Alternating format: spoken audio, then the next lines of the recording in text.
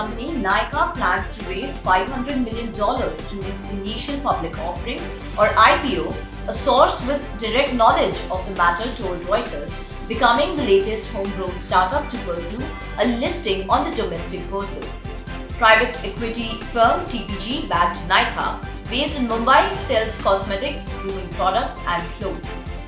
Nykaa, formerly known as FSN E-Commerce Ventures Limited, said its IPO will consist of a fresh issue of shares of up to Rs 525 crore and an offer for sale of up to 4.31 crore shares, according to a copy of its draft red herring prospectus dated Monday.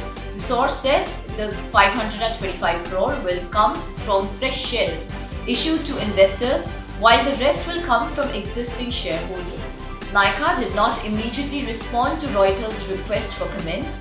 Its filing comes after food delivery firm Zomato Limited's stellar debut last month.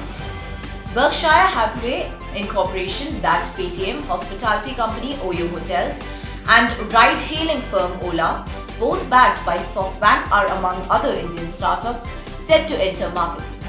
Launched in 2012, Nykaa grew popular by selling cosmetics and grooming products on its websites and apps before expanding into fashion, pet care, and household appliances. As of March 31st, the company had cumulative downloads of 4.37 crore across all its mobile application and prospectus showed. It also has an offline presence comprising 73 physical stores across 38 cities in India. Aside from TPG, the company also counts financial services company Fidelity and actress Alia Bhatt among its investors.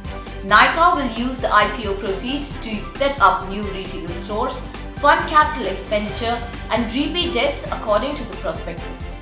Morgan Stanley, BofA Securities, and Citigroup are among the lead book-running managers of the IPO.